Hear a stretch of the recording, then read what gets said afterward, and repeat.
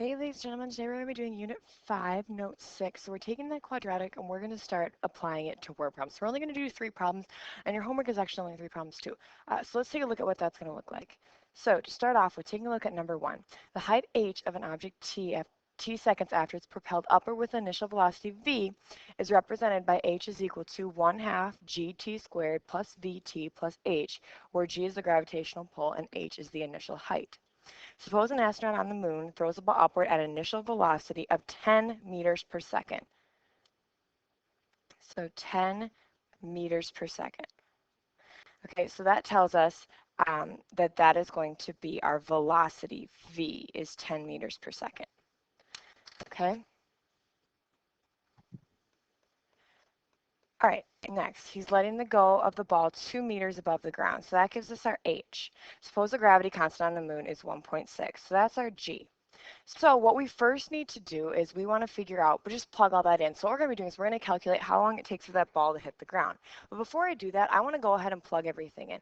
So I have a negative 1/2, and then I have my gravity constant, which is 1.6. So I'm just plugging that in for g here. I don't know t, so I'm going to keep it as t squared. Plus, and then velocity is 10 t, and then the height is 2. Okay, so we're going to eventually set that equal to 0, but let's just kind of calculate what that's going to be.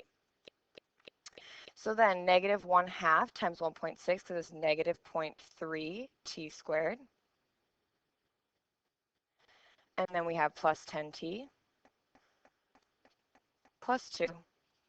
So now we're going to go ahead and we're going to take and we're going to set that equal to 0 and use the quadratic formula. So if I were to do that, then my a is negative 0.3, my b is 10, and my c is 2.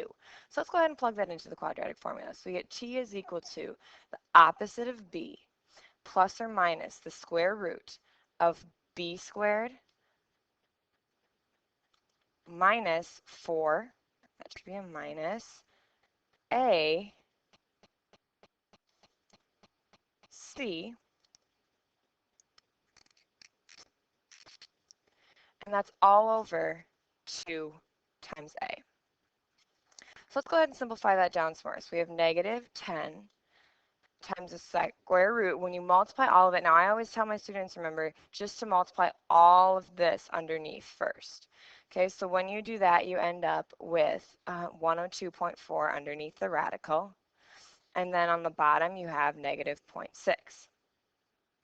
So again, now that I've done that, I can go through and I can calculate out the whole rest of this.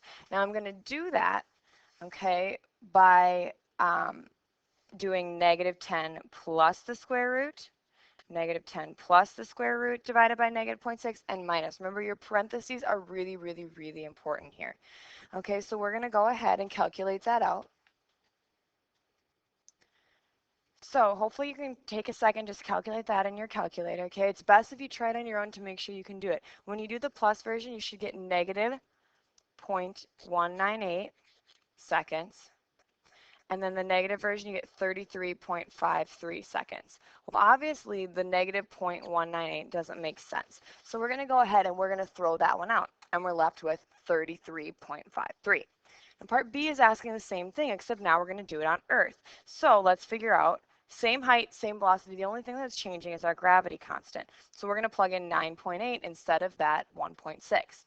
So we're setting it equal to 0 because we want to figure out when it's going to hit the ground. So we have negative 1/2 times 9.8, and then we still have our t squared plus 10t because our velocity is staying the same, and so is our height. Well, that's going to give us negative 4.9 t squared. So this should be a negative 1/2 plus 10t plus 2. So now we can go ahead and use the quadratic formula on this. So we get that t is equal to the opposite of b plus or minus the square root of b squared minus 4a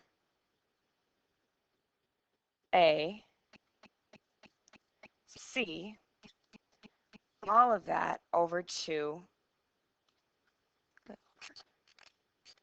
Sorry, I'm kind of having a struggle with my stylus right now.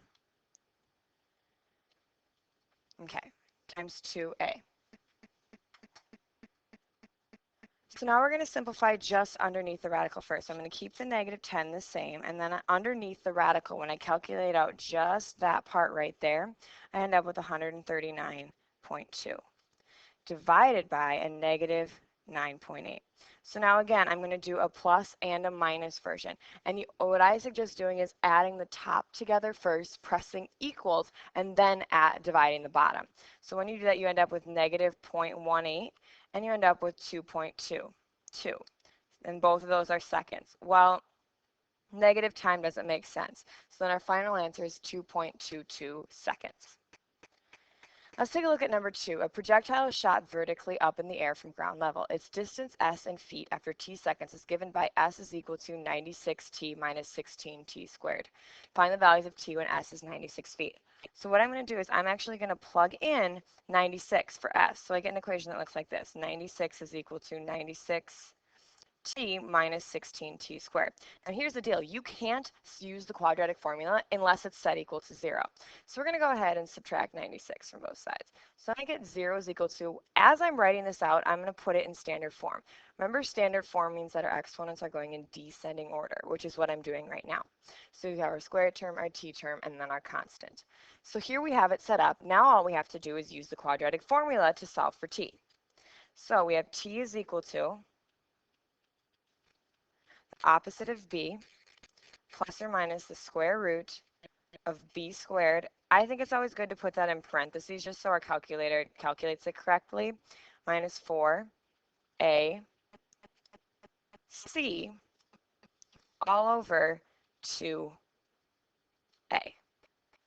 Okay, so then we want to, again, simplify just underneath the radical first so I can see what that is equal to. So then I end up with negative 96 plus or minus the square root of 3072. When you simplify that out, divided by a negative 32. Okay, so again, when you punch that into your calculator, I really suggest doing the top and then dividing it, and you should get 1.27 seconds and 4.73 seconds. Now we ended up with 2 times because that makes sense. If we're launching an object like so, okay, we're actually going to hit that object twice. Okay, we're going to hit that height of 96 twice. The only height we hit once is that very top, which 96 wasn't our top, so we should be hitting it twice. Let's take a look at that last problem. It might help you to have that diagram written down because you'll have a very similar problem on your homework. So a pan is to be formed by cutting 2 by 2 centimeter squares from each corner of the sheet metal. By flowing sides of the volume of the pan is to be 441 square centimeters, what should the dimensions of the original sheet of metal be? Okay, so we know that this width right here is going to be x minus 4. Well, it's a square, so this distance here is also x minus 4. Here's where x minus 4 comes from. Okay, we cut out 2 inches from each side, so thus we cut out a total of 4. If that entire length is x, if we take out 2 inches from each side, it's going to be 4 left over. Okay, so let's go ahead and now we're going to calculate the volume. The volume is length times width times height. Well, this 2 represents my height. So I'm going to multiply 2 times x minus 4 times x minus 4. Okay, so we're going to multiply that out. So we're going to start by using the box method. And so we have x minus 4. Okay, so x times x is x squared. And then negative 4 times x is negative 4x. Negative 4 times x is negative 4x. And negative 4 times negative 4 is 16. So now I have 2 times x squared minus 4x plus 16. Combine those middle 2 terms, and we get 2 times x squared minus 8x plus 16. Now I'm going to go ahead and distribute in that 2, and I get 2x squared minus 16x plus 32. Now that's the volume. Recall that the volume is equal to 441. So what I'm going to do now is I'm going to go ahead and subtract 441 from both sides. And then I get that 0 is equal to 2x squared minus 16x minus 409. Now here's why I did that. The original problem is asking what should the dimensions of the original piece be. In order for us to know the answer to that, we have to know what x is equal to. So I took and I calculated out the formula for the volume and set it equal to the volume. So now that I've done that, I can go ahead and use the quadratic formula, which is what I'm going to do right now. So x is equal to the opposite of b plus or minus the square root of b squared. Notice because of that negative, I put it in parentheses. A negative number squared should always be positive, times 4ac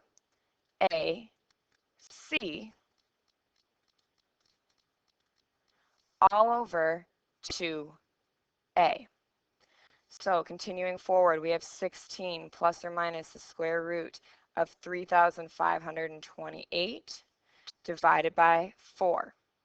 Okay, so again, you're going to do the plus version. So 16 plus the square root of 3,528, and then divide it by 4. And then you're going to do the minus version. So when you do that, you get 18.85 and negative 10.85. It doesn't make sense for us to have a negative distance on our dimensions. So this x length right here is going to be 18.85. But we want to know the dimensions of the box. Well, we have an x minus 4 side and an x minus 4 side and a 2 side. So to start off with, we know we have a side of 2 centimeters. And then for our next dimension, we have x minus 4. So 18.85 minus 4 is 14.85 centimeters. And then we're going to have another dimension of that.